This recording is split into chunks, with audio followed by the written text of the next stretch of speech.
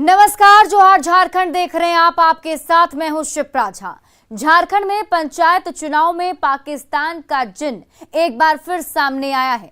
हजारीबाग के बरकट्ठा में पंचायत चुनाव की काउंटिंग के बाद पाकिस्तान जिंदाबाद के नारे लगे हैं। खास बात यह है कि शिलाडीह पंचायत के मुखिया निजाम अंसारी और पंचायत समिति सदस्य अमीना बीबी के सामने ये नारेबाजी हुई, जिसका वीडियो अब वायरल हो रहा है। देश विरोधी नारेबाजी से लोगों में नाराजगी दिख रही है। विश्व हिंदू परिषद की ओर से गोरहर थाने में पूरे मामले पर आवेदन दिया गया, जिसमें मुखिया निजाम अंसारी और पंचायत समिति सदस्य अमीना बीबी के खिलाफ मामला दर्ज कर कार्रवाई की मांग की गई। इसके बाद हजारीबाग पुलिस ने ट्वीट कर 12 नामजद और 50 अज्ञात लोगों के खिलाफ मामला दर्ज किए जाने की जानकारी दी है। आपको बता दें कि इससे पहले गिरिडीह में भी पाकिस्तान के समर्थन में नारेबाजी की घटना सामने आ चुकी है। जिंदाबाद जिंदाबाद जिंदाबाद जिंदाबाद जिंदाबाद जिंदाबाद जिंदाबाद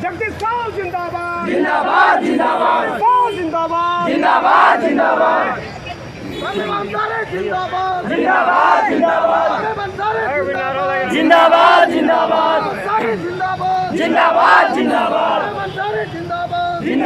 जिंदाबाद जिंदाबाद जिंदाबाद जिंदाबाद जिंदाबाद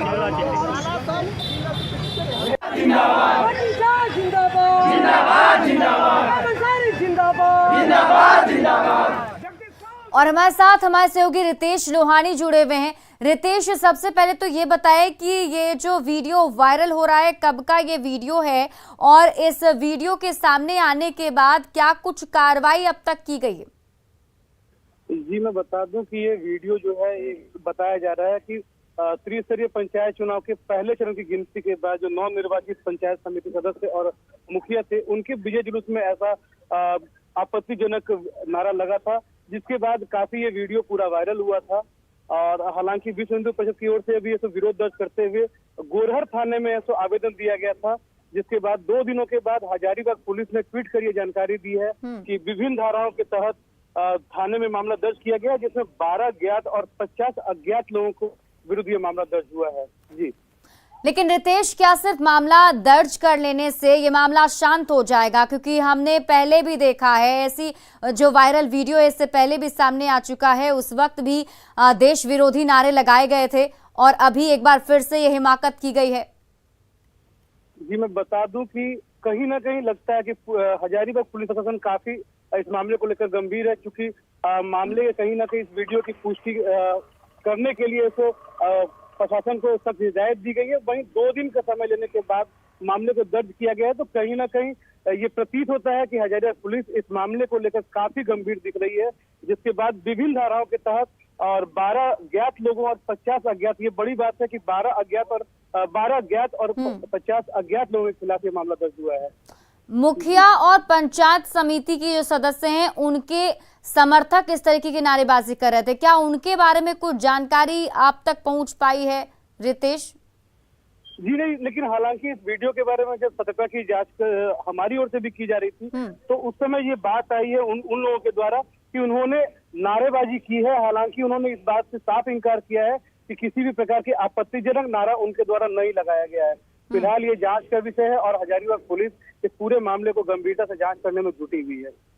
क्या जो मुखिया हैं और जो पंचायत समिति के सदस्य हैं, क्या उनके ताल्लुकात किससे जुड़े हुए हैं? कुछ इसको लेकर जानकारी है? फिलहाल इस बात की कोई जानकारी अभी सामने नहीं आ रही है। वो किसी भी बात मीडिया वाले लोगों से बात करने से काफी रुक रहे हैं, सहमे हुए हैं, और उन लोगों लगातार सिर्फ एक ही बात सामने आ रही है। उनका कहना है कि नारेबाजी हुई है, विजय जुलूस निकला है, लेकिन वो बार बार इस बात को कह रहे हैं कि किसी भी प्रकार का आपत्तिजनक नारा उनके या उनके समर्थकों के द्वारा नहीं लगाया गया है। तो क्या पुलिस की तरफ से कुछ और बताया गया? ये ट्वीट करके जानकारी तो दे दी गई कि एफआईआर दर्ज कर लिया गया है, आगे इस पर क्या कार्रवाई होगी? किसी से आपकी बातचीत हो पाई? फिलहाल हमने इस बात के बारे में जानकारी लेनी चाहिए। हालांकि इसे पुलिस प्रशासन के द्वारा बताया गया कि ऑफिशियल टाइम में यानी कि 10 बजे के बाद वो किसी भी बात को बता सकते हैं। कल देर रात इस बात की जानकारी ट्विटर के माध्यम से हजारीबाग पुलिस ने दी है और अब ये देखना लाजमी हो कि आगे पुलिस इस पर कितनी गंभीरता से इसको कार्य करती है। चलिए, बहुत बहुत शुक्रिया तमाम जानकारी के लिए रितेश। बढ़ते आगे, हजारीबाग के बरकट्ठा में पाकिस्तान जिंदाबाद के लगे नारे पर बीजेपी ने कड़ी आपत्ति जताई है। बीजेपी प्रवक्ता प्रतुल शाहदेव ने कहा कि पाकिस्तान प्रेमियों के लिए हिंदुस्तान में कोई जगह नहीं है। उन्होंने देश विरोधी तत्वों पर कड़ी कार्रवाई की मांग की है। जो ये नारे लग रहे थे वो पाकिस्तान जिंदाबाद और हेमंत सोरेन जिंदाबाद के नारे एक साथ लगा रहे थे। या तो वो माननीय मुख्यमंत्री को बदनाम करने की साजिश कर रहे थे, या उन्हें लग रहा था कि पाकिस्तान जिंदाबाद समर्थकों को लग रहा था कि वो मुख्यमंत्री का नाम लेकर बच जाएंगे। देखिए, हम ऐसी कड़ी चेतावनी देना चाहते हैं ऐसे नारे लगाने वालों को कि आपकी जगह हिंदुस्तान में नहीं है। अगर प्रशासन कुछ नहीं करे तो हम आपको पाकिस्तान भेज देंगे। हिंदुस्तान में रहकर हिंदुस्तान का खाते हो और पाकिस्तान जिंदाबाद के नारे लगाते हो, ये संस्कृति और ये समय अब खत्म हो गया है। अब यहाँ राष्ट्रवादी पार्टियों का शासन है और ये किसी भी कीमत पर बर्दाश्त नहीं होगा। केंद्र सरकार ने पेट्रोल डीजल के उत्पाद शुल्क में बड़ी कटौती करने का फैसला किया है। पेट्रोल पर उत्पाद शुल्क में 8 रुपए की कटौती की गई और डीजल पर 6 रुपए उत्पाद शुल्क घटाया गया है। मोदी सरकार के इस फैसले के बाद अब पेट्रोल 9.5 रुपए सस्ता हो गया है, वहीं डीजल भी 7 रुपए सस्ता हो गया है। केंद्रीय वित्त मंत्री ने राज्य सरकारों से भी वैट की कटौती करने कर जनता को राहत देने की अपील की है। इसमें खास तौर पर वे राज्य शामिल हैं जिन्होंने नवंबर 2021 में वैट की दरों में कटौती की थी। तेल की कीमतों में कटौती का राजधानी रांची भी में आम लोग भी इसका स्वागत करते नजर आ रहे हैं। राजधानी के पेट्रोल पंप पर आज सुबह तेल लेने पहुंचे लोगों के चेहरे मुस्कुराते नजर आए। राजधानी रांची में आज पेट्रोल 99 रुपए 82 पैसे प्रति लीटर और डीजल 94 रुपए 65 पैसे प्रति लीटर आम लोगों को मिल रहा है। आम लोगों की माने तो इस कटौती से महंगाई पर भी लगाम लग सकेगी। वहीं पेट्रोलियम डीलर एसोसिएशन ने कहा कि इस कटौती से डीलरों को नुकसान हो रहा है, जबकि आम आदमी को राहत पहुंची है। लोगों से बात की न्यूज़ 18 संवाददाता संजय कुमार सिन्हा ने। केंद्र सरकार ने उत्पाद शुल्क में बड़ी कटौती करते हुए पेट्रोल और डीजल के दामों में कटौती की है और राजधानी रांची में भी लोग इसको लेकर राहत महसूस कर रहे हैं। राजधानी रांची में जो आज सुबह से जो पेट्रोल और डीजल की बिक्री हो रही है उसकी जो कीमत है, पेट्रोल जो आपको यहाँ बिक रहा है वो पेट्रोल है 99 रुपये 84 पैसे, जबकि डीजल जो है वो 94 रुपये 65 पैसे है। हमारे साथ बात करने के लिए यहाँ पर नागपुर पेट्रोलियम डीलर एसोसिएशन के सचिव, हम उनसे बात करेंगे। प्रशांत जी, ये जो राहत की बात आ रही है, झारखंड में अब पेट्रोल कैसे बिकेगा? झारखंड में पहले से जो प्राइस थे उससे पेट्रोल हमारा सस्ता हो गया है 8 रुपये 37 पैसे और डीजल जो सस्ता हुआ है 7 रुपये 37 पैसे प्रति लीटर जो है आज सुबह 6 बजे से ये चालू हो गया है। ये जो है कस्टमर को राहत है, बट डीलरों को एक तरह का मीन्स आर्थिक नुकसान सहना पड़ा है, क्योंकि करोड़ मीन्स लाखों रुपए का एक पंप को चूना लगा है रातों रात कि मीन्स जो एक्साइज में सरकार ने कमी की है उसमें डीलरों को अच्छा खासा नुकसान हुआ है, लेकिन जागरूक मीन्स जो कस्टमर हैं उनको फ़ायदा हुआ है। हमारे साथ एक महिला भी, हम उनसे बात करेंगे कि जब पेट्रोल डीजल के कीमतों में कमी आती है तो गृहस्थी में किस तरीके से राहत मिलती है, किचन में कितनी राहत मिलेगी, सामान तब सस्ता होगा? हाँ, सामान तो सस्ती होनी ही चाहिए। डीजल की दाम अगर ये कम हुई है तो थोड़ा हम लोग को भी राहत मिलेगी। इससे आपका जो मीडियम क्लास के लोग हैं और रेट कम होने से उनके ऊपर ज़्यादा असर पड़ा है। अपना किचन जो पहले बहुत महंगा था, बहुत सोच समझ के सामान लिया जाता था, डीजल का दाम कम होने से अब किचन भी खुश हो जाए, वहाँ ज़्यादा सामान मिलेगा। जिस तरीके से राहत मिली है, क्या राज्य सरकार को भी वैट में कमी करना चाहिए ताकि रेट में और कमी आए? कमी तो करना चाहिए, क्या कि हम लोग तो इतना परेशान है कि बहुत ही परेशान। 110 हो गया था, बताइए क्या करेगा आदमी, गाड़ी चलाएगा कि अपना घर चलाएगा, उससे ज़्यादा हम लोग कुछ नहीं बोल सकते हैं। सरकार को तो सोचना चाहिए कि तेल महंगा कर दे रहे हैं तो तेल ही महंगा आएगा तो आदमी करेगा क्या? आजकल कोई पैदल चलता नहीं है, बिना गाड़ी के कोई चलता नहीं है, तो चलेगा कैसे, काम करेगा कैसे? दूर दूर जाना रहता है, जितना का तनख्वाह नहीं उतना का तो तेल ही जल जाए। बिल्कुल आम आदमी का सवाल है कि गाड़ी चलाएं या घर चलाएं या किचन चलाएं, परेशानी है। लेकिन ये बता दें कि जिस तरीके से उत्पाद शुल्क में कटौती की गई है, सीधे यहाँ पर डिजिट बदल गया है।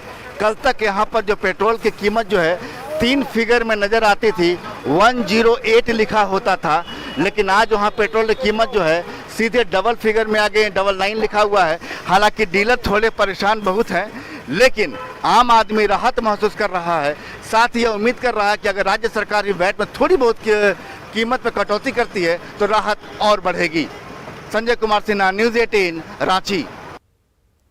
केंद्र सरकार की ओर से पेट्रोल और डीजल में एक्साइज ड्यूटी कम किए जाने का बीजेपी विधायक दल के नेता बाबूलाल मरांडी ने स्वागत किया है।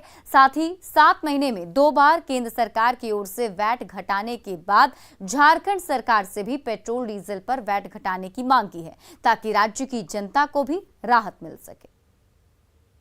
इसलिए मैं फिर उससे राज्य सरकार से विनती करता हूँ, आग्रह करता हूँ, जब केंद्र सरकार ने 6 महीना के अंतराल में 2 बार उत्पाद शुल्क को जनता के हित में घटाते हैं देश के प्रधानमंत्री नरेंद्र मोदी जी, तो राज्य के मुख्यमंत्री भी राज्य के हित में, राज्य की जनता के हित में अपने जो वेट लगाए, अपने जो टैक्स लगाए हैं पेट्रोल और डीजल में, उसको ये थोड़ा कम करें। मुझे लगता है उससे राज्य की जनता को बहुत भला होगी।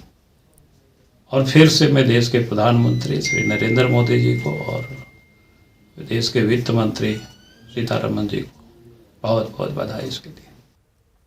पेट्रोल और डीजल की कीमतों में कटौती का झारखंड बीजेपी ने स्वागत किया है। बीजेपी के प्रदेश प्रवक्ता प्रतुल शाहदेव ने कहा कि तेल के दाम में कटौती किए जाने से आम लोग राहत महसूस कर रहे हैं और अब गेंद राज्य सरकार के पाले में है कि कब वो वैट में कमी कर राज्य की जनता को राहत देती है। इस बड़ी छूट के बाद अब राज्यों के पाले में गेंद है। अब बड़ा प्रश्न है कि झारखंड सरकार तो बार बार कहती थी कि आप छूट दो, हम भी छूट देंगे। पिछली बार भी इन्होंने छूट नहीं दिया, तो क्या माननीय मुख्यमंत्री जी इस बार भी वैट में कोई छूट नहीं देंगे और सारे चीजों के लिए केंद्र पे आश्रित होंगे? अगर ये सच में आम आदमी के लिए चिंतित है, तो जिस तरीके से केंद्र सरकार ने पेट्रोल में वैट में, एक्साइज में जो डीजल और पेट्रोल में छूट दी है, उन्हें राज्य में भी ये करके दिखाना चाहिए। लेकिन ये करने वाले लोग नहीं है, ये सिर्फ बोलने वाले लोग हैं, इन्हें आम जनता की फिक्र नहीं। केंद्र सरकार की ओर से पेट्रोल डीजल के उत्पाद शुल्क में कमी को जेएमएम ने नाकाफी बताया। जेएमएम ने नसीहत दी कि केंद्र को कम से कम 25 रुपए की कमी करनी चाहिए थी। हालांकि राज्य सरकार की ओर से वैट दर में कमी पर उन्होंने पल्ला झाड़ लिया। साथ ही कहा कि पहले केंद्र सरकार झारखंड का बकाया पैसा लौटाए, उसके बाद राज्य सरकार केंद्र से भी अधिक राहत देकर दिखाएगी। मांग करता हूं आपके माध्यम से कि केंद्र सरकार के पास जो 1,36,000 करोड़ रुपया खनन मद में हमारा बाकी है, वो पैसा हमें दे दें, एक मुश्त दे दें। वो 8 रुपये कम किए हैं, तो मैं आपको दावे के साथ कहता हूं कि हम 16 रुपये कम कर देंगे। जितनी वैट जो राज्य सरकार इम्पोज करती है, हम लोग पूरा वेव कर देंगे। लेकिन हमारी जो हमारे अधिकार है, हमारा हक है, हमारा बकाया पैसा केंद्र सरकार अपने पास दबा के बैठी है, वो पैसा रिलीज कर दे, राज्य को दे दे। केंद्र सरकार की ओर से पेट्रोल और डीजल के दामों में कमी को कांग्रेस ने आई वॉश बताया। कांग्रेस का कहना है कि केंद्र सरकार ने इससे पहले जितना एक्साइज ड्यूटी बढ़ाया था, उससे कम इस बार ड्यूटी में कमी की गई है। उन्होंने दावा किया कि राज्य सरकार अपनी स्कीम के तहत लोगों को सस्ता पेट्रोल उपलब्ध करा रही है।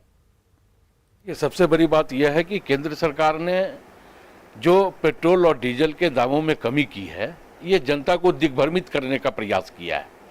60 दिनों पहले 10 रुपया पेट्रोल और 10 रुपया डीजल के दामों में केंद्र सरकार ने बढ़ोतरी की और आज घटाया कितना?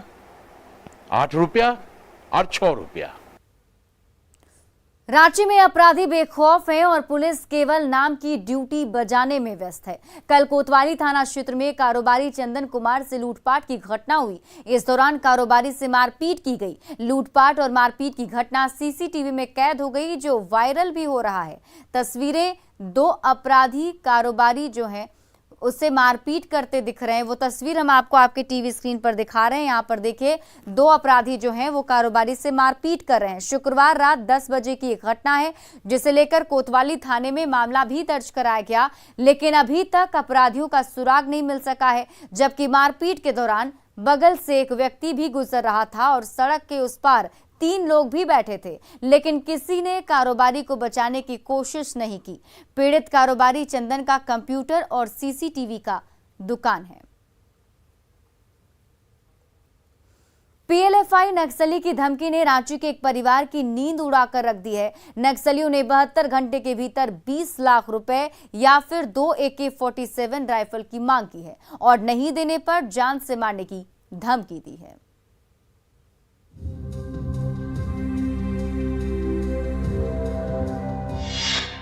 नक्सलियों ने बदला लेवी वसूली का ट्रेंड। 20 लाख रुपए नहीं तो 2 AK-47 दे दो। 72 घंटे के अल्टीमेटम से खौफ में परिवार। झारखंड में उग्रवादियों ने लेवी वसूली का ट्रेंड भी बदल दिया है। अब नक्सली सिर्फ पैसे ही नहीं, हथियार भी मांग रहे हैं। पीएलएफआई उग्रवादी संगठन के नाम पर रांची में नामकुम के राजन तुर्की से 20 लाख रुपए की मांग की गई है।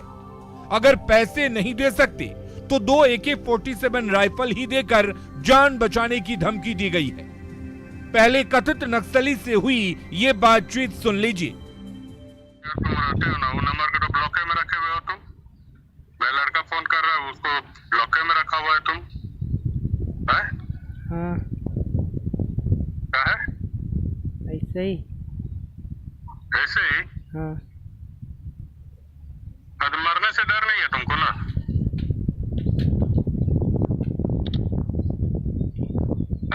हाँ मरने से तुमको डर नहीं है ना? है, कहे नहीं है। पीएलएफआई नक्सली ने फोन पर बात करने के साथ ही उत्तरी छोटा नागपुर संघ जोन कमेटी सदस्य राजेश गोप की ओर से व्हाट्सएप पर डिमांड भी भेजा गया है, जिसमें 72 घंटे का अल्टीमेटम दिया गया है, जिसके बाद से राजन तुर्की का पूरा परिवार खौफ के साए में जी रहा है। दो AK-47 मांगने लगा। पैसा दो या AK-47? हाँ, पैसा नहीं होता है तो AK-47 दो। तो फिर आपने क्या कहा, कहाँ से लाएंगे? हम यही बोले, हम कहाँ से लाएंगे बोले। तो फिर बोल रहा है कि कहीं से भी जुगाड़ी करो तो करो बोला। पीएलएफआई नक्सली ने फोन पर लेवी की मांग करने के दौरान उसे खुद 20 लाख रुपए या 2 AK-47 लेकर तोरपा आने को कह रहा था, लेकिन धमकी के बाद डरा राजन वहां जाने को तैयार नहीं था। खोल रहे हम लोग टाउन चढ़ेंगे जी, हम लोग का लड़का लोग वहाँ पर काम करेगा कि तुम हम लोग टाउन चढ़ेंगे जंगल छोड़ करके? है? क्या रे? हाँ बोलिए। कहाँ बोले हम तुमको? 1 घंटा के अंदर पहुँचे वहाँ पे जहाँ बोले हैं तुमको। कहाँ पर? पैसा लेकर के। कहाँ पर? जम्बो में। उतना दूर जाएंगे हम। तो क्या दिक्कत है तुमको? 20 लाख रुपए या 2 AK-47 राइफल नहीं देने पर जान से मारने की धमकी के बाद पीड़ित राजन ने पुलिस से सुरक्षा की गुहार भी लगाई है, लेकिन पुलिस ने इसे किसी छोटे मोटे बदमाश की शरारत बताकर मामले को हल्का कर दिया है, जबकि 5 की संख्या में नक्सली घर पर आकर धमकी देकर लौट चुके हैं। प्रशासन के पास गए तो बोला प्रशासन वाला कि ये कोई लोकल ही किया होगा, बोला PLF-5 पर नहीं होगा बोला वो लोग। तो फिर हम लोग वहाँ लेटर उटर वहाँ लिखे, उसके बाद हम लोग वापस आ गए। नक्सलियों ने साफ तौर पर धमकी दी है कि इस डिमांड को नजरअंदाज करना राजन को महंगा पड़ सकता है, लेकिन पुलिस ने अभी तक इसे गंभीरता से नहीं लिया है। ऐसे में अब नजरें पुलिस की कार्रवाई पर टिकी हैं कि वो दहशत में जी रहे इस परिवार की मदद करती है या नहीं। ओम प्रकाश, न्यूज़ 18, रांची। और गोड्डा से बड़ी खबर आपको बता दें, गोड्डा के ओम साई राम होटल में तिलाटांड गांव निवासी किशोर सिंह की अज्ञात अपराधियों ने गोली मारकर हत्या कर दी। घटना की जानकारी सुबह पौड़ैया हाट पुलिस को मिली। परिजनों के मुताबिक शनिवार की रात को सभी लोग बगल के ही गांव में शादी समारोह में गए थे। ओम साई राज होटल में मृतक के अलावा कोई नहीं था। जब सुबह परिजन घर पहुंचे तो खाट पर लाश को देखा, उसके सिर में गोली लगी हुई थी, जिसके बाद परिजनों ने पुलिस को सूचना दी।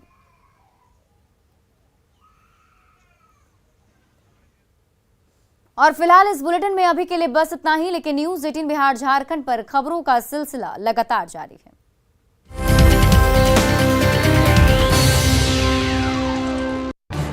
इस न्यूज हेडलाइंस के प्रायोजक पेट सफा आयुर्वेदिक